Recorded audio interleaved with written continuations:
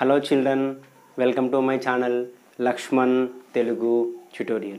Children, ఈ రోజు ఈ వీడియోలో హ్రస్వాలు దీర్ఘాలు అనే అంశం గురించి చెప్పుకుందాం. టాపిక్ చెప్పుకునే ముందు ఎవరైతే మన ఛానల్ని ఫస్ట్ టైం చూస్తున్నారో వెంటనే సబ్స్క్రైబ్ చేసుకోండి. పక్కన ఉన్న బెల్ ఐకాన్ని క్లిక్ చేయండి. బెల్ ఐకాన్ని క్లిక్ చేస్తే నా వీడియోస్ అన్ని మీకు నోటిఫికేషన్గా వస్తాయి. తెలుగు చక్కగా నేర్చుకోవచ్చు. వీడియో చూసేద్దాం. చిల్డ్రన్, హ్రస్వాలు దీర్ఘాలు అంటే ఏంటి? మీకు వర్ణమాల అని ఒక వీడియో నేను చేయడం జరిగింది. ఆ వర్ణమాలలో ఉండే అక్షరాల్లోనే హ్రస్వాలు దీర్ఘాలు అని ఉంటాయి. సో హ్రస్వాలు అంటే ఏంటి, అవి ఎలా ఉంటాయి, వాటిని ఎలా పలుకుతాము, దీర్ఘాలు అంటే ఏంటి, అవి ఎలా ఉంటాయి, వాటిని ఎలా పలుకుతాము, ఇప్పుడు ఈ వీడియోలో నేర్చుకుందాం. స్టూడెంట్స్, అయితే హ్రస్వాలు దీర్ఘాలు నేర్చుకుందామని చెప్పేసి అన్నాను. అవి చూసే ముందు మీకు కొన్ని విషయాలు చెప్పాలి. ఏంటంటే ఇక్కడ మీకు బోర్డు మీద కనిపిస్తున్నాయి. ఏంటి అంటే వర్ణమాలలోని మొత్తం అక్షరాలు 52. అందులో ఆ నుంచి అవ్ వరకు ఉండే వాటిని మనం అచ్చులు అని అంటాం. కా నుంచి బండిరా వరకు ఉండే అక్షరాలను హల్లులు అని అంటారు. 0, అర 0, విసర్గ అనే వాటిని ఉభయాక్షరాలు అని అంటారు. ఇలా వీటిని 3 విధాలుగా విభజించారు.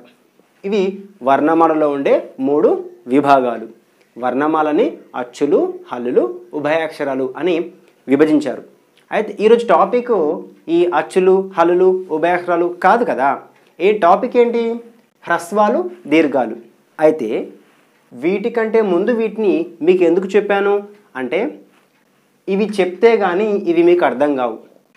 అచ్చులు, హల్లులు, ఉభయాక్షరాలు అంటే ఏంటి అనేవి చెప్పిన తర్వాతనే ఈ హ్రస్వాలు దీర్ఘాలు అనేవి చెప్పాలి. ఎందుకంటే వర్ణమాలలో ఉన్న అక్షరాలని 3 విధాలుగా మనం డివైడ్ చేసాం. ఆ డివైడ్ చేసిన అక్షరాల్లోనే అచ్చుల్లోనే హ్రస్వాలు దీర్ఘాలు ఉంటాయి, హల్లుల్లోనే హ్రస్వాలు దీర్ఘాలు ఉంటాయి. అందుకనే ముందు నేను మీకు ఈ విషయం చెప్పాను. ఇప్పుడు మీకు అర్థమైంది కదా. నేరుగా మనము టాపిక్లోకి వెళ్దాం. హ్రస్వాలు అంటే ఏంటి, దీర్ఘాలు అంటే ఏంటి చూద్దాం. చిల్డ్రన్, ఇక్కడ నేను వర్ణమాలలోని అచ్చులను అంటే ఆ నుంచి అవ్ వరకు అని చెప్పుకున్నాం కదా. సో ఆ నుంచి అవ్ వరకు ఉండే వాటిని హ్రస్వాలు దీర్ఘాలు అని 2 రకాలుగా విభజించారు. వర్ణమాలలో మనము అచ్చులు, హల్లులు, ఉభయాక్షరాలు అని చెప్పుకున్నాం కదా. అందులో ఫస్ట్ వన్ ఏంటి? అచ్చులు. ఆ అచ్చులను మనము ఇక్కడ 2 రకాలుగా విభజించాం. అవి హ్రస్వాలు దీర్ఘాలు. మరి హ్రస్వము అంటే చిన్నది అనే అర్థం వస్తుంది, అంటే చిన్నగా పలకబడేవి, అవన్నీ కూడా చిన్నగా పలకబడతాయి. తర్వాత దీర్ఘము అంటే పెద్దది అని అర్థం. దీర్ఘాలు అన్నీ కూడా పెద్దగా పలకబడతాయి. తర్వాత హ్రస్వం అంటే ఏంటి, దీర్ఘం అంటే ఏంటి మనము రాసుకొని చూద్దాం. చిల్డ్రన్, ఇక్కడ గమనించండి. ఆ, ఈ, ఉ, రు, ఏ, ఓ వీటిని హ్రస్వాలు అని అంటారు. వీటికి హ్రస్వాచ్చులు అనే పేరు కూడా ఉంది. హ్రస్వము అంటే చిన్నగా అని మనం చెప్పుకున్నాం. అందుకే చూడండి, చిన్నగా పలుకుతున్నాం. Very small time, within seconds. ఆ, ఈ, ఉ, రు, ఏ, ఓ తక్కువ టైం పడుతుంది కదా. అందుకే వీటిని మనము హ్రస్వాలు అంటున్నాం. వీటికి హ్రస్వాచ్చులు అనే పేరు కూడా ఉంది. ఎందుకు వీటిని హ్రస్వాచ్చులు అంటున్నాము అంటే ఇవి హ్రస్వము అని చెప్పుకున్నాం. మరి ఈ అక్షరాలన్నీ ఏంటివి? ఇవన్నీ అచ్చులు, వర్ణమాలలో ఉండే అచ్చులు. అందుకే వీటికి హ్రస్వాచ్చులు అంటే చిన్నవి అనే అర్థం వచ్చింది.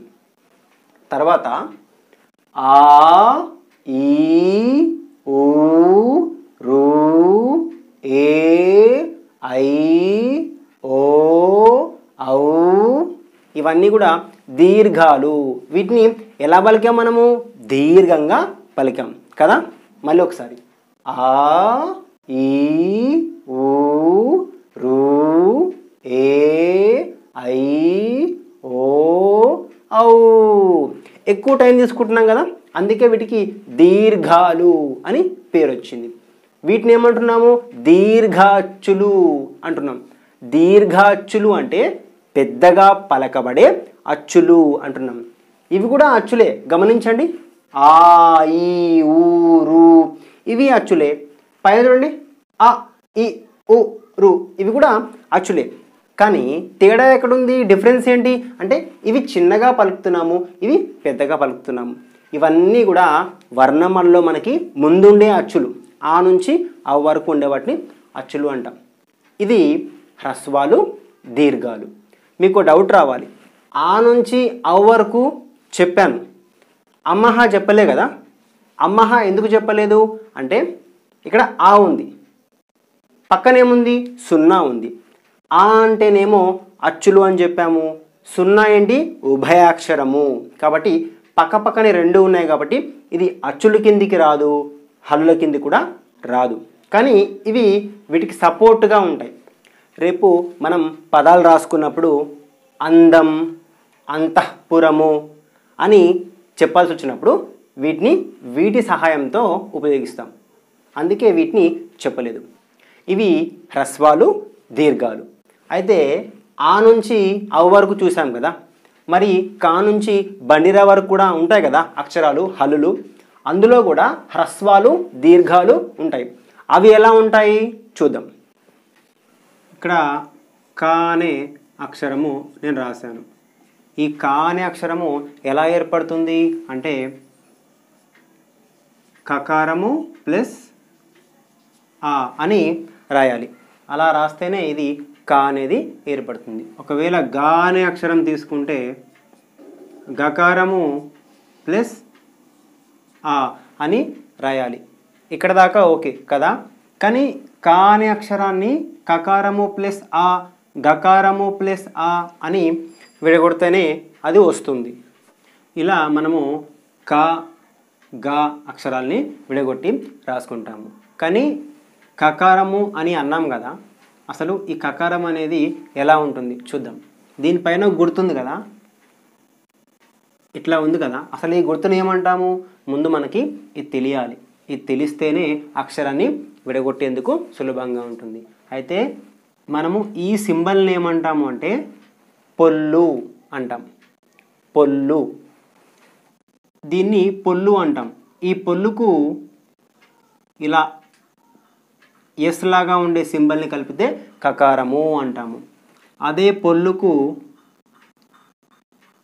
ఇలా గాలాగా ఉండే సింబల్ని కలిపితే గకారము. తర్వాత చకారము, తకారము, నకారము. ఇలా ఏ అక్షరానికి పైన ఈ సింబల్ వస్తుందో, ఈ పొల్లు అనే సింబల్ వస్తుందో దాని లోపలికి అది మారిపోతుంది. ఇంకా చాలా ఉంటాయి, మకారము, టకారము, డకారము, పకారము. అది ఈ సింబల్ అనేది ఏ అక్షరానికి తగిలితే అది ఆ రూపంలోకి మారిపోతుంది. మీకు అర్థమయ్యేలాగా చెప్పాలంటే వాటర్కి కలర్ ఉండదు. వాటర్లో రెడ్ కలర్ వేస్తే రెడ్ కలర్ వాటర్, ఎల్లో వేస్తే ఎల్లో కలర్ వాటర్, పింక్ వేస్తే పింక్ కలర్ వాటర్. సో ఆ రకంగా ఇది మనకు ఉంటుంది. సో మనము హ్రస్వాలు, దీర్ఘాలు చెప్పుకునేటప్పుడు హల్లుల గురించి చెప్పుకుంటున్నాం. సో హల్లులలో హ్రస్వాలు, దీర్ఘాలు ఎలా ఉంటాయో చూద్దాం. చిల్డ్రన్, మనం ఇందాక అచ్చుల్లో హ్రస్వాలు, దీర్ఘాలు ఎలా ఉంటాయో చూసాం కదా. హల్లుల్లో కూడా ఉంటాయని నేను చెప్పాను కదా. ఇదిగో నేను ఇక్కడ రాశాను చూడండి. కా నుంచి బండిరా వరకు ఉండేవి హల్లులు. ఇందులో కూడా హ్రస్వాలు, దీర్ఘాలు ఉంటాయి. ఎలా ఉంటాయంటే ఇలా చూడండి. ఇదేంటిది? కా. కాకు తల కట్టిస్తే కా. ఇది హల్లు కదా. హల్లుల్లో మొదటగా వచ్చేది కా. కాకు తల కట్టిస్తే కా. దీన్ని ఎలా రాశాను నేను గమనించండి. కాకు తల కట్టిస్తే కా ఈజ్ ఈక్వల్ టు, ఇదేంటిది కొత్తగా ఉంది? ఇది మీరు ఎప్పుడైనా నేర్చుకున్నారా? దీన్ని ఏమంటారో మీకు తెలుసా? నేను చెప్తాను.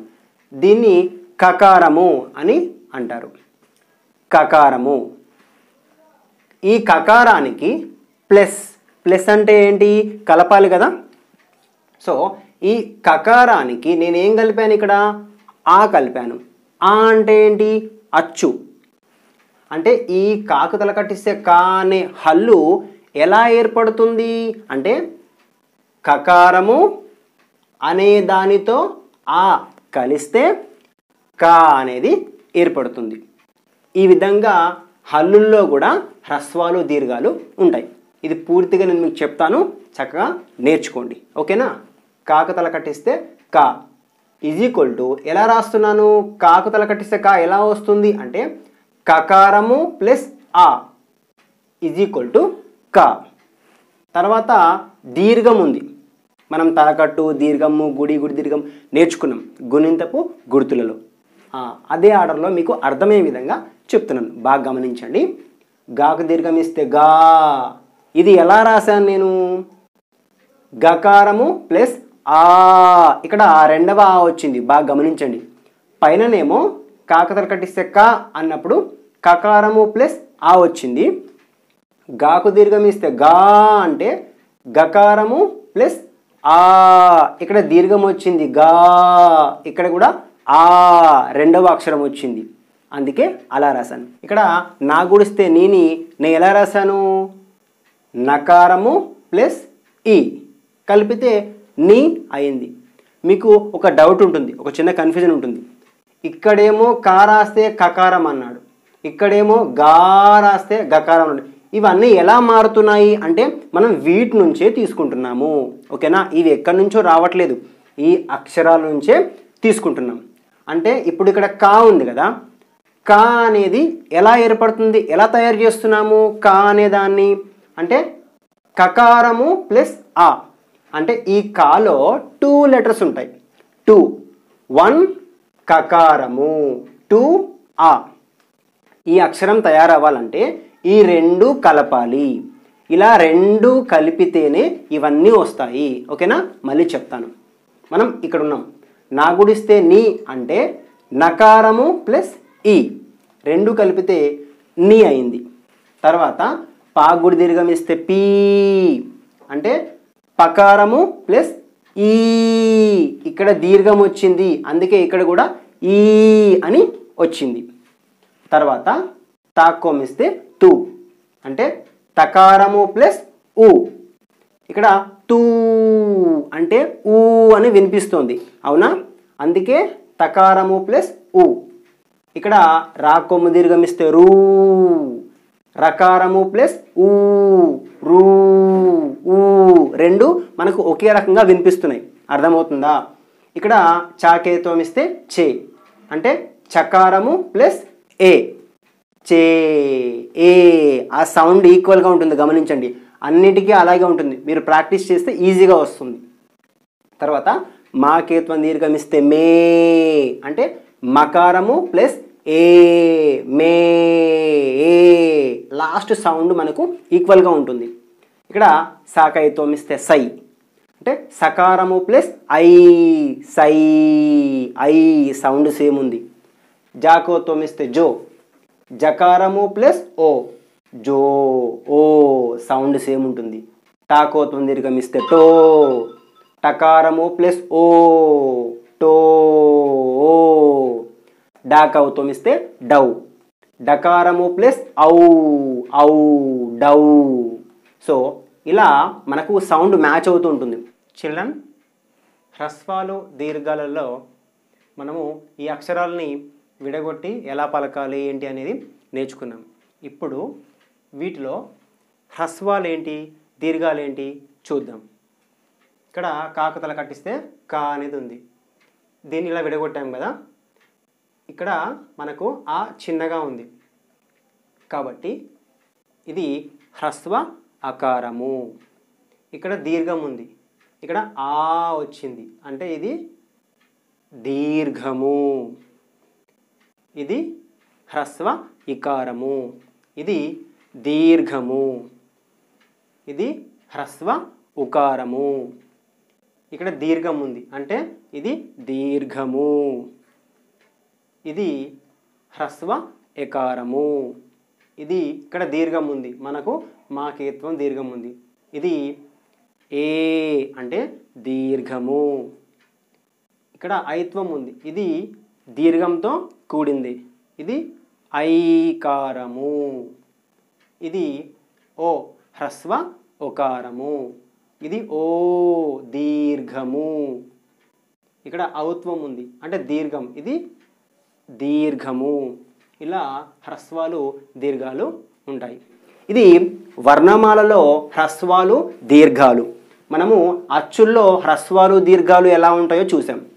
హల్లుల్లో కూడా హ్రస్వాలు దీర్ఘాలు ఎలా ఉంటాయో కూడా మనం నేర్చుకుందాం.